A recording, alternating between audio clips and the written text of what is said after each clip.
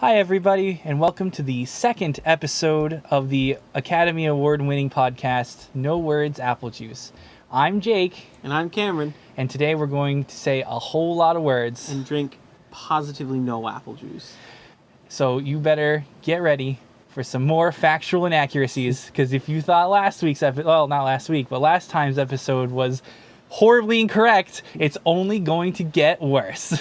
Today we've decided to cover our own asses, because when we talked about superhero movies, there was evidence that people could go online and look up and say, hey, wait a minute, that was factually inaccurate. And because we knew we were going to be factually inaccurate this time, we decided to talk about things that might not even exist. So this go way, fuck yourself. So there you go. So today we're going to be talking about cryptids. Cryptids. You know, things that aren't real, probably. Possibly. But have people definitely think are true, or real, or exist, and might exist. People have seen them. Yeah. Said that they've seen them. So ambiguous evidence towards it, or none whatsoever. Or things that are entirely made up, now, yet others claim to be real. It's true. Now, cryptozoology is a real science. Yes. To be serious for a brief moment absolutely. Before. Things that we now consider commonplace animals were once cryptozoological, like the okapi, which is this really cool animal that kind of looks like if a giraffe and a zebra had a very strange baby. And you can find them in a zoo now. Yeah, you can find them in them zoos now. The coelacanth, which is this prehistoric fish that was thought to be extinct for a really long time, and they just suddenly found them. Gorillas. Yeah, I was literally about to say the big one, gorillas. Gorillas, people didn't think were real for a long time, and then someone sent back a skin and was like, look, I fucking told you.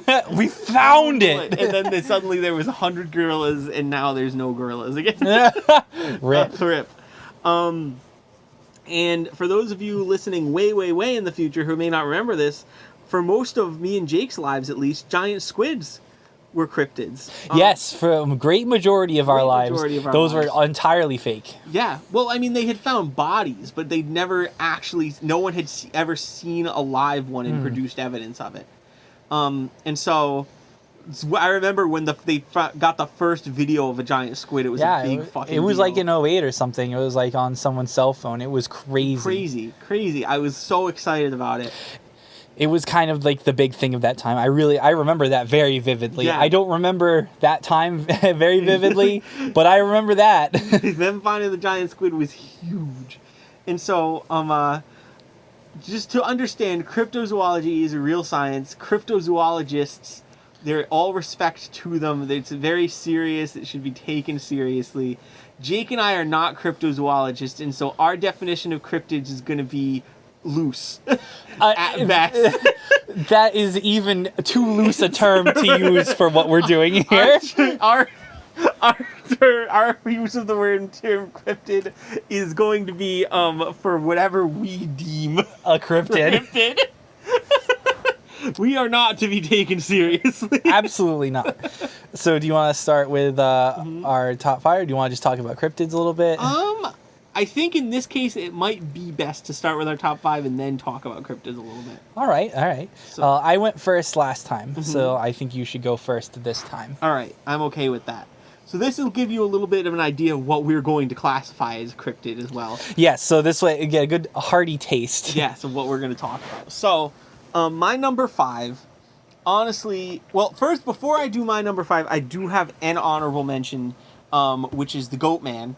Oof, good. Goatman was actually, much like Batman Mask of the Phantasm, was on the list and then later removed for someone else. But I personally enjoy the Goatman. I forget where he's from. But his whole thing is he is part man, part goat. 100% handsome. Well, yes, 100% beautiful. He has an axe, and he's very possessive of a certain bridge. He definitely toes the line more into the urban legend part of cryptid, but there are people who claim they've really seen him, and so I'm going to count him as my honorable mention. My number 5 is the Loch Ness Monster, good old Nessie. I am not as into Nessie now, but when I was a kid, that was my shit. Like, I didn't know that. really? Yeah. Oh my god, when I was like in elementary school, finding the Loch Ness Monster was like my life's goal. Because as I mentioned briefly in the previous episode, I grew up obsessed with monsters, and that was all I cared about. And like, As if you stopped caring I about have it. not. I have not stopped caring about that whatsoever. But as a kid, there comes a point where people had to break it to me that a lot of that shit wasn't real. And Shocking. in my denial of it, I latched onto the Loch Ness Monster, who was tentatively real. And so I was like, I want to find the hard evidence. I want to find the Loch Ness Monster, and I cared about that a lot when I was a kid. And so I knew like all the sightings and shit like that, and was 100% invested in the Loch Ness Monster is real. And over time, it just sort of died out. And yes, I think I kind of just came up with this on the fly. Uh-huh. So I'm going to run this past you. yes, On top of our top 5 list, yes, we state whether or not we believe that cryptid is real. agreed. I'm gonna say yes to the Loch Ness Monster, even if it's not currently alive anymore. Maybe I do believe that at least at a time there was a Loch Ness Monster. There was something in Loch Ness that was unexplainable or odd and was probably like about what people describe it as. There were too many sightings, in my opinion, and like some of them being by groups of people, in my opinion, for it to be just entirely fake. And so I'm going to say yes, I do believe that the Loch Ness Monster is real. I'm going to do a big spoiler warning and say that yes is probably going to be the answer to most of these most of these for me, because I like to believe in things. I agree with that. What about Goatman? Goatman, I want to believe. Fox Mulder this I one. want to believe that Goatman's out there somewhere. I'm going to say I don't believe in Goatman, but that's mostly as a self-defense mechanism, because if Goatman was real, I would be very afraid of it. Like, if I saw Goatman, I wouldn't be able to handle You myself. and the rake. What? It's like you and the rake from college. Was that what it was called? Seed Eater. That's what it was. All right. So for those of you who, because Jake has brought this up, for those of you that don't know, that is all of you. Literally everybody. Literally everybody, because I'm not a public figure. When I was in college, back in the heyday, You are to me. back in the heyday of creepypasta, back when it was still a big fucking deal. Oh, the tightest the shit. tightest shit. I stumbled across this blog that was talking about this thing called the Seed Eater, which, in retrospect now, was kind of like a vague Slenderman ripoff character. It was another sort of like spooky, lives in the forest, creepypasta monster that eats children. But the way that this was formatted as a blog where people were submitting stuff to it, and because the actual creepypasta format hadn't become 100% known to me yet at the time, this felt very real when I first read it. And I was like, what the fuck is this? Like, is this, like, accounts by people who have encountered... I thought it was, like, a cryptid. I was like, is this actual accounts by people who have claimed to see this thing? Like, what the fuck? And I was reading it, and they're terrifying. Like, if you ever, like, look up, Google image search the Seed Eater, it's, like, this really creepy-looking, like, long limbs and shit, but it's got this creepy, like, anteater mask that's stitched out of skin and shit like that. Yeah, it is not fun to look at. It's not fun to look at, but I, at 18 years old, was legitimately terrified of the Seed Eater for like 3 months. And I imagine that I would have a very similar reaction to the Goatman if I found out he was real. I was just scared by it because, like I said, I like to believe in things. And to resist the mundane realities of the world, my body will naturally just start believing in the impossible for the sake of entertaining myself. Amazing. And yes. And so, back to my list, though. Yes, I believe the Loch Ness Monster is real. My number 4 is, to remember the only list that I made this afternoon. If only. If only. If only there was a way to recount information readily available to us at any time. It's true. If only I recorded this to play back later. You know what? Let's go back and forth. Why don't you do your number 5 while I think about what my number 4 was? We'll switch to me until you remember. Until I remember. All right. First, I do have an honorable mention. Okay. That I want to bring up. It's very important. There's a creature whose entire purpose is to destroy, and it's known for constantly gnawing at things, like just constantly gnawing, and it has this thing that if it sees you, it will approach you while it's gnawing, and it will just begin to gnaw closer and closer to you. Max? Dude, let me finish the description before you ruin the joke. No one else is gonna get that joke.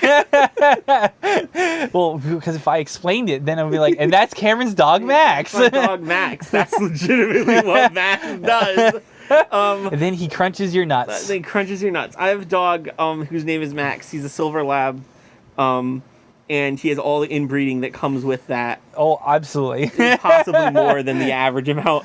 And he is the bane of Jake's existence. And his special move is that he has to have something in his mouth at all times.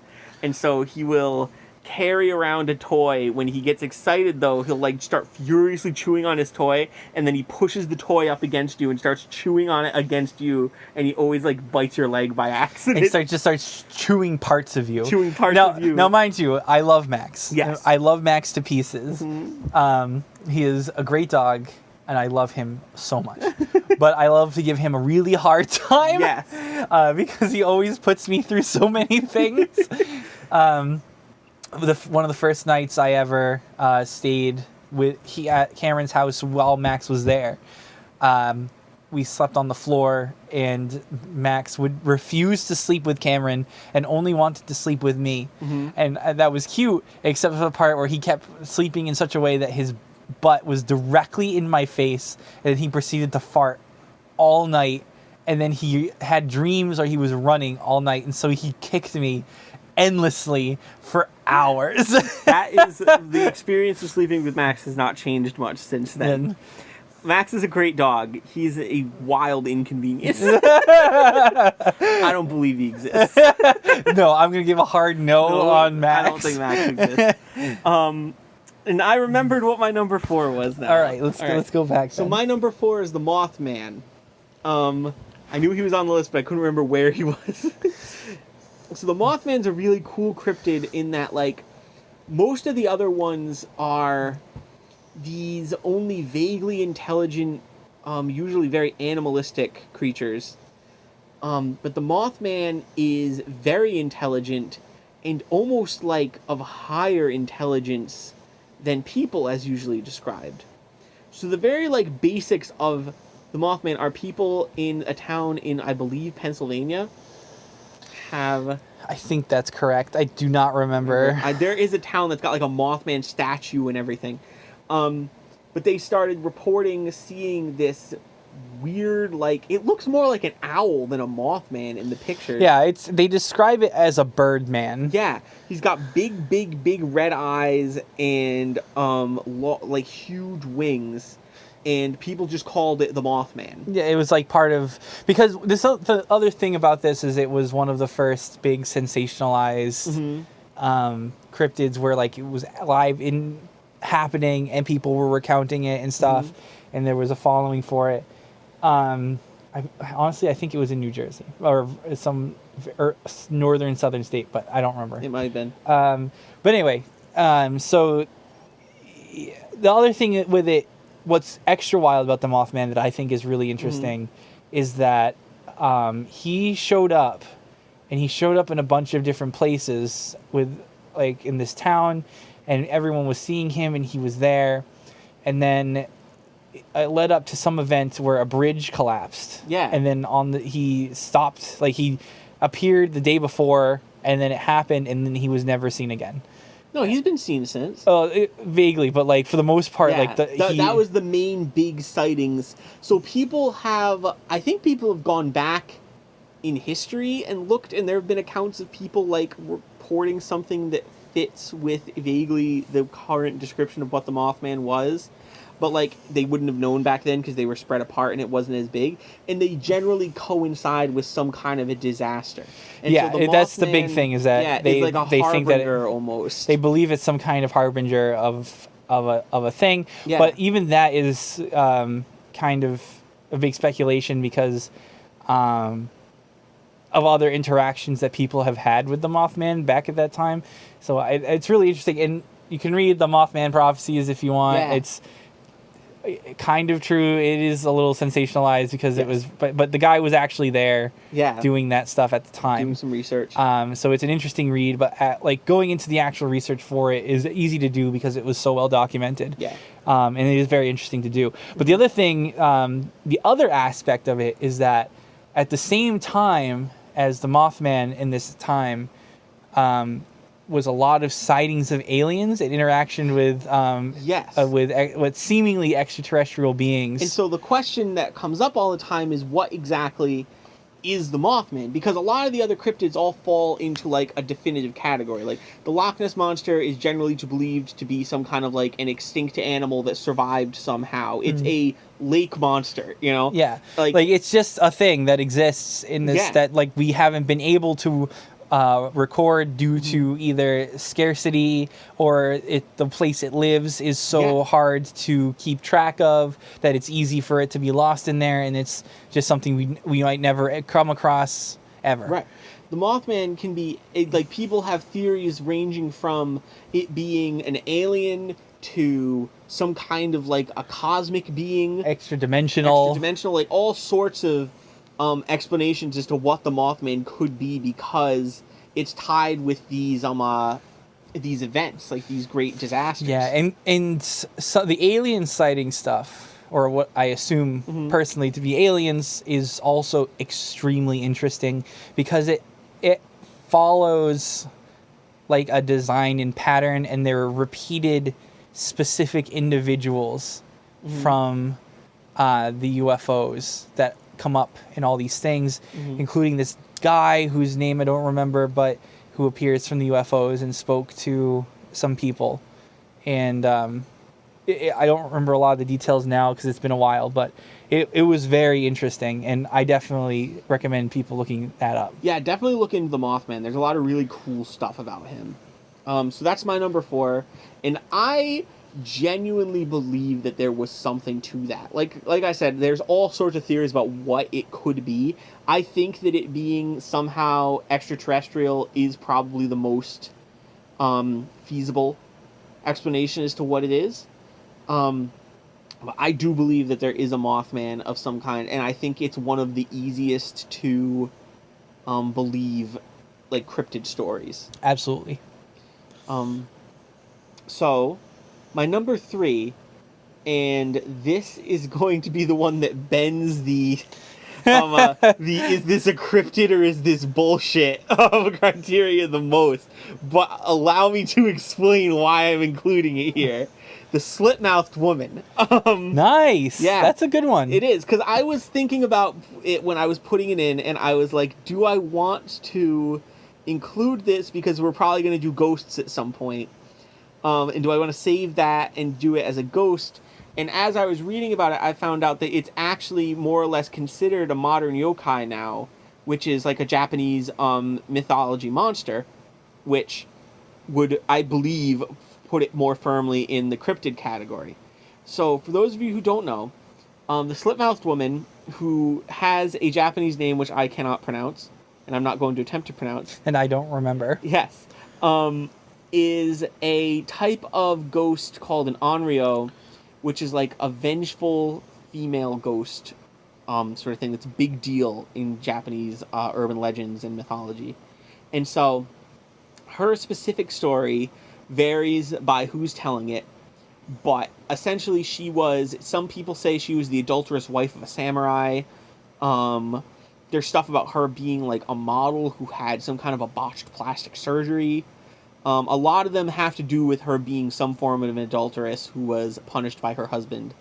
But what you need to know is that she has a cut on her mouth, from her mouth to her ear on either side. So she's kind of got like the Heath Ledger Joker smile, but without any scarring. It's just an Big old slits. big old slits on the sides of her face. And so there's all these rules about your encounter with the slit-mouthed woman, because the way that she works is she walks around. So Jake, I'm going to ask you the situation. We're going to do choose your own adventure book style. Oh boy, and Jake see if I the live, if slit-mouthed I can women. remember how Yes, to live through exactly. the situation. Okay, so Jake, you are a young Japanese schoolboy. Oh, my dream. You're walking home from school. Senpai has asked you to the prom, and I can't believe it's White Day already. and you come across a woman walking towards you wearing a surgical mask, which isn't entirely uncommon. And as you get close to her, she asks you if you think that she's pretty. How do you answer this question?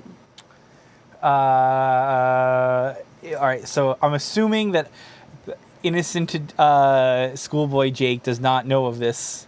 Like, what? Yeah, we're gonna say you have not heard of the legend before. And how and I this is- answer. Yes, you were just answering as if you thought this was just straight up a person. I would be like, oh, yeah, absolutely. You look fantastic. Okay, that's the right first answer. So then she reaches up and she pulls her surgical mask down, and you can see now that her mouth is slit open along the sides, and she asks you, do you still think I'm pretty? Yes. Congratulations. She cuts your mouth to match hers. Hooray. Here's the thing about the slit-mouthed woman, and the reason why... There's a couple reasons why I put her on the list, but one of them is because the more I read about her, the more I felt close to her. Because I was reading the ways in which there are ways out of this situation. So in case you're wondering, if Jake had said no to either of those questions, he also would have died. In just as horrific of ways. In some variations of the legend, if you say yes when she says, "Am I pretty now?" she doesn't cut your face open, but she like follows you around and only you can